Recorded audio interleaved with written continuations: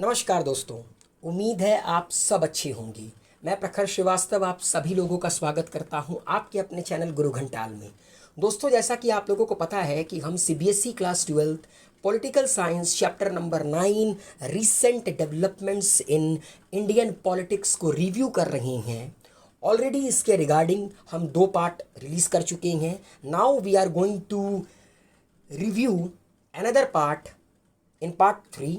अगर ये वीडियो आप लोग को पसंद आए तो इसको लाइक कीजिए, शेयर कीजिए, कोई भी डाउट हो तो कमेंट कीजिए, गुरु घंटाल को सब्सक्राइब ज़रूर कीजिए एंड आई गारंटीड आपके कोई भी डाउट होगी मैं उसको क्लियर ज़रूर करूँगा। निकल पड़ते हैं आज के सफ़र पर। और आज जो हमारा टॉपिक है वो है political rise of other backward classes. On one long term development of this period was the rise of other backward classes as a political force. दोस्तों, हम लोग बात कर रहे हैं 1989 और 1990s के एरा की। इस दौरान भारत में एक चीज़ बहुत तगड़े से डेवलप हुई और वो थी अदर बैकवर्ड क्लासेस का पॉलिटिकल फोर्स में राइज। मतलब भारत की राजनीति में अदर बैकवर्ड क्लास का दबदबा। You have already come across the term OBC. हम ऑलरेडी ओबीसी टर्म पढ़ते हैं, जानते हैं, अक्सर अखबारों में इनको हम देखते हैं। इसका फुल फॉर्म है other backward class. This refers to the administrative category other backward class.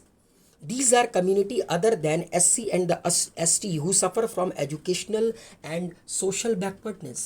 OBC ST मतलब शेड्यूल ट्राइब और शेड्यूल कास्ट के अलावा एक तीसरे तरीके का आपका कम्युनिटी है जो कि एजुकेशनल एंड सोशल बैकवर्डनेस से सफ़र करता है। मतलब माना जाता है कि इन 3 कास्ट को ST SC OBC को रिजर्वेशन इसलिए दिया गया क्योंकि इनके अंदर एजुकेशन बैकवर्डनेस और सोशल बैकवर्डनेस बहुत ज़्यादा थी, जिसको ख़त्म करने के लिए इनको भारत में रिजर्वेशन दिया गया। These are also referred to as backward caste. इन्हें हम लोग backward caste से भी संबोधित करते हैं। We have already noted in chapter 6 that the support for the Congress among many sections of the backward caste had declined. आप लोग अभी चैप्टर नंबर 6 अगर पढ़े होंगे तो उसमें साफ साफ लिखा था एक दौर के बाद कांग्रेस को बैकवर्ड कास्ट का सपोर्ट मिलना कम हो गया था भारत की राजनीति में। This created a space for non-Congress parties that drew more support from these community. तो भैया, जब कांग्रेस को सपोर्ट नहीं मिला तो इसका फ़ायदा उठाकर कई अलग अलग पार्टियों ने अदर बैकवर्ड कास्ट का सपोर्ट मांगा, इस एवज में कि अगर कल को हमारी सरकार बनती है तो हम आपके कास्ट को आगे बढ़ने में मदद करेंगे। You would recall that the rise of these parties first found political expression at the national level in the form of the Janata Party government in 1997. जब 1997 में इंदिरा गांधी हारी, इमरजेंसी लगाने के कारण 1997 में किसी भी पार्टी को मेजॉरिटी नहीं मिली तो कई सारी पॉलिटिकल पार्टी ने जनता पार्टी की सरकार बनाई। मोरारजी देसाई भारत के प्रधानमंत्री बने और दोस्तों, इस कोलिशन की सरकार में बैकवर्ड कम्युनिटीज़ का वोट बहुत ज़्यादा था। Many of the constituents of the Janata party, मतलब जनता पार्टी कई सारी पार्टियों का एक समूह था जिसमें आपका भारतीय क्रांति दल, संयुक्त सोशलिस्ट पार्टी, ठीक है, ये कुछ ऐसी पार्टी थी जिनको जो कि आपकी जिनका गांव का बेस बहुत मजबूत था और जिन्हें ओबीसी का सपोर्ट तगड़ा था। तो माना ये जाता है कि 1977 में जनता पार्टी की सरकार बनाने में ओबीसी कम्युनिटी का, बैकवर्ड कास्ट का बहुत ज़्यादा योगदान रहा। अब बात करते हैं दोस्तों Mandal implemented. In the 1980s the Janata Dal brought together a similar combination of political group with support strong support among the OBC. जैसा कि हम लोगों ने पढ़ा कि जनता दल को ओबीसी का स्ट्रॉन्ग सपोर्ट मिला, जिसके चलते अब जनता दल को ओबीसी के लिए कुछ ना कुछ तो करना था। साउथ इंडिया में ऑलरेडी रिजर्वेशन था, नॉर्थ इंडिया में इसकी मांग चल रही थी।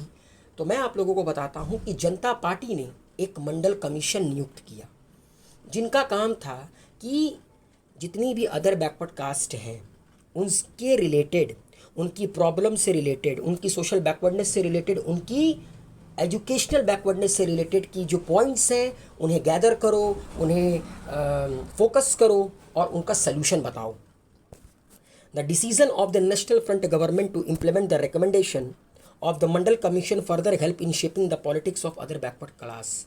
लेकिन दोस्तों देखिए दोस्तों हुआ क्या, मतलब राजनीति को कुछ और मंजूर था। 1977 से 79 जनता पार्टी की सरकार रही।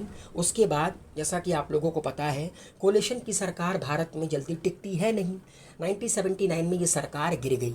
1980 में कांग्रेस ने फिर से लैंडस्लाइडिंग विक्ट्री की, इंदिरा गांधी फिर से भारत की प्रधानमंत्री बनी। तो मंडल कमीशन जो कि जनता पार्टी की सरकार में जिनको गठित किया गया था, उन्होंने अपनी रिपोर्ट जब तक पेश की तब तक सरकार बदल चुकी थी। और भैया सरकार बदल गई तो रिकमेंडेशन तो लागू जल्दी होगा नहीं, क्योंकि आप लोग जानते हैं कि एक सरकार दूसरे सरकार की रिकमेंडेशन को तो लागू करती नहीं है। तो 10 सालों के लिए मंडल कमीशन के रिकमेंडेशन को होल्ड पर डाल दिया गया। मगर 1990 में जब नेशनल फ्रंट की सरकार बनी तो मंडल कमीशन के एक रिकमेंडेशन को भारत में लागू कर दिया गया। The intense national debate for and against reservation in job made people from the OBC communities more aware of this identity. और पूरा भारत 2 भागों में बट गया, एक लोग रिजर्वेशन के फेवर में थे, एक लोग रिजर्वेशन के अगेंस्ट में थे। और पहली बार भारत में बैकवर्ड कास्ट अपनी आइडेंटिटी को लेकर अवेयर हुए, जागे। Thus it helped those who wanted to mobilize this group in politics. This period saw the emergence of many parties that sought better opportunities for OBC in education and employment and also raised the question of the share of power enjoyed by the OBC. अब देखिए भैया, राजनीति में आने के लिए कुछ भी करो मंजूर है, ठीक है। तो अब जितनी भी पॉलिटिकल पार्टी बनना शुरू हों, सबके लिए एक चीज़ दिमाग में हमेशा थी, वो है रिजर्वेशन। आप किसी भी पॉलिटिकल पार्टी का प्रोपोगंडा पढ़ लीजिए, किसी भी पॉलिटिकल पार्टी का मेमोरेंडम पढ़ लीजिए, उसमें साफ साफ लिखा रहता है कि भैया अगर हमारी पार्टी जीतती है तो हम इस क्षेत्र के इस ट्राइब को या इस जाति को ओबीसी का दर्जा दे देंगे या एसटी एससी का दर्जा दे देंगे। तो यही हुआ उस दौर में, कई सारी पॉलिटिकल पार्टी ने रिजर्वेशन के कॉन्सेप्ट को भुजाया अपनी राजनीति की रोटी सेकने के लिए। This party claimed that since OBC constituted a large segment of Indian society, it was only democratic that the OBC should get adequate representation in administration and have their due share of political power. सारी political parties ने कहा, मतलब बहुत सारी जो नई political parties उभर कर आ रही थी, उन्होंने कहा कि भैया ओबीसी अच्छे खासे भारत में रहते हैं, इनका भी भारत में उतना ही योगदान है जितना एक जनरल कैंडिडेट का है, जितना ही एक अपवर्ड कैंडिडेट का है। तो इनका भी राजनीति में उतना ही योगदान होना चाहिए जितना कि आपका अपवर्ड कास्ट का है, जितना कि आपका एक आम इंसान का है जो कि हायर कास्ट का है।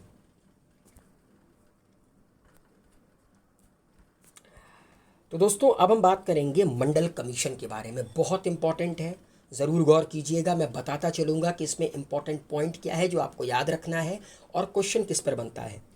Reservation for the OBC were in existence in southern state since the 1960s if not earlier. मतलब 1960 के दौर में ही साउथ इंडिया में रिजर्वेशन का एग्जिस्टेंस था ओबीसी के लिए, मतलब ओबीसीज़ को रिजर्वेशन मिलता था। 1960 के दौर से ही स्टार्ट हो गया था साउथ इंडिया में। But this policy was not operative in north Indian state. मगर नॉर्थ इंडिया में ये पॉलिसी ऑपरेटिव नहीं थी।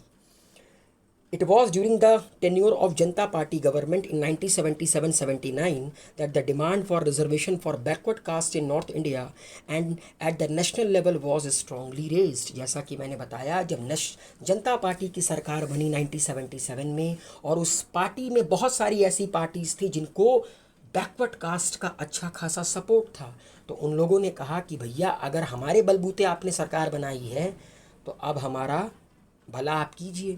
तो नॉर्थ इंडिया में रिजर्वेशन की मांग जोरों शोरों पर शुरू हो गई, ठीक है। याद रखिएगा, पूछ सकता है कि मंडल कमीशन किस पार्टी की गवर्नमेंट के दौरान गठित की गई थी, तो वो है आपका जनता पार्टी। प्रधानमंत्री कौन थे? मोरारजी देसाई। एक एक नंबर के ये क्वेश्चंस बनने के चांसेस होते हैं। Karpoori Thakur the then chief minister of Bihar was a pioneer in this direction. और कर्पूरी ठाकुर जो उस दौरान बिहार के चीफ मिनिस्टर थे, उन्होंने पहल की इस दिशा में। Following this the central government his government had introduce a new policy of reservation of for OBC in Bihar. इनकी सरकार ने बिहार में ओबीसीयों के लिए रिजर्वेशन घोषित कर दिया।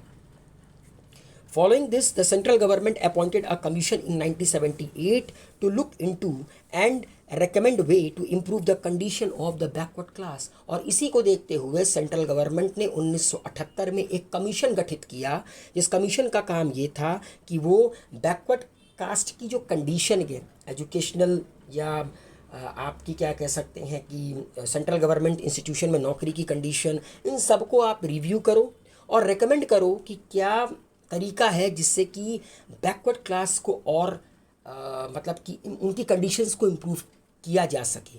तो 1978 में मंडल कमीशन बैठी, ईयर ज़रूर याद रखिएगा।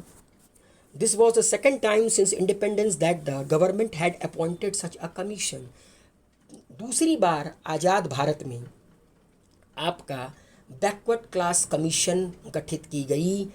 अब मेरा एक सवाल है आप लोगों से, कमेंट बॉक्स में लिखकर बताइए कि भारत में पहला बैकवर्ड क्लास कमीशन किसकी लीडरशिप में, मतलब कौन उस कमीशन का हेड था और कब गठित की गई थी।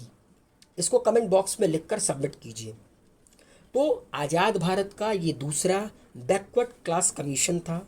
Popularly the commission is known as Mandal commission. इसको नाम दिया गया मंडल कमीशन का क्योंकि इसके चेयरमैन थे बिंदेश्वरी प्रसाद मंडल। ये जो स्क्रीन पर आप लोगों को नज़र आ रहे हैं, ये नाम ज़रूर याद रखिएगा, या तो बीपी मंडल या तो बिंदेश्वरी प्रसाद मंडल। जो चेयरमैन होता है दोस्तों, उसी के नाम पर कमीशन गठित हो जाती है। The Mandal commission was set up to investigate the extent of educational and social backwardness among various sections of Indian society and recommend way of identifying these backward classes। तो मंडल कमीशन को करना क्या था? मंडल कमीशन को जो बैकवर्ड कास्ट थी उनकी educational और सोशल बैकवर्डनेस कितनी है उसको इन्वेस्टिगेट करना था, कितने एक्सटेंट तक है, और इन्हें एक तरीका सुझाना था कि किस तरह बैकवर्ड क्लास को आइडेंटिफाई किया जा सके, मतलब क्या क्राइटेरिया हो, क्या बेंचमार्क हो जिसके अकॉर्डिंग आप ये कह सकते हो कि ये कास्ट आपकी बैकवर्ड कास्ट में लाई करती है। It was also expected to give it recommendation on the way in which this backwardness could be end, और किस तरह इस बैकवर्डनेस को ख़त्म किया जाए ये भी मंडल कमीशन को अपनी रिपोर्ट में लिखना था। The commission gave it recommendation in 1980। 1980 में मंडल कमीशन जो कि 1978 में गठित हुई थी, उसने अपनी रिपोर्ट भारत की सरकार के सामने रखा, मगर भैया तब तक सरकार बदल चुकी थी, इंदिरा गांधी पावर में आ गई थी। By then the Janata government had fallen. The commission advised the backward class should be understood to mean backward caste, since many castes other than scheduled caste were also treated as low in the caste hierarchy। अब देखिए दोस्तों, backward class में आपके बहुत सारे class आते थे, ST, SC और ओबीसी तो आती ही थी। तो मंडल कमीशन ने ये कहा कि हम ओबीसी को बैकवर्ड कास्ट का दर्जा देंगे, ठीक है, क्योंकि भारत में बहुत सारे ऐसे कास्ट भी थे, since many caste other than the schedule caste were also treated as low in the caste hierarchy, क्योंकि बहुत सारे कास्ट भारत में शेड्यूल कास्ट के अलावा भी आपका बहुत बैकवर्ड थे। The commission did a survey and found that these backward castes had a very low presence in both educational institution and in employment in public service। तो रिकमेंडेशन जो commission ने अपनी दी, मतलब अपनी जो रिपोर्ट दी, उस रिपोर्ट में लिखा था कि भारत में बैकवर्ड क्लासेस की, बैकवर्ड कास्ट की, मैं ओबीसी की बात कर रहा हूँ, यहाँ पे एसटी एससी की बात नहीं हो रही है। बैकवर्ड क्लासेस का नाम लूँगा तो सब आ जाएंगे, बैकवर्ड कास्ट का नाम लूँगा तो ओबीसी आएगी, कि जो ओबीसी है, अदर बैकवर्ड कास्ट, इनका एजुकेशनल इंस्टीट्यूशन में और सरकारी नौकरियों में जो प्रेजेंस है वो बहुत लो है। तो अब देखिए, बहुत इंपॉर्टेंट पॉइंट आ रहा है इस चैप्टर का कि इनकी रिकमेंडेशन क्या थी। It is therefore recommended reserving 27% of seats in educational institution and government job for this group, कि 27% रिजर्वेशन दिया जाए गवर्नमेंट जॉब में और एजुकेशनल इंस्टीट्यूशन में अदर बैकवर्ड कास्ट को। और इन्होंने ये भी कहा कि लैंड रिफॉर्म बिल आनी चाहिए ताकि ओबीसीज की जो कंडीशन है वो और इम्प्रूव किया जा सके।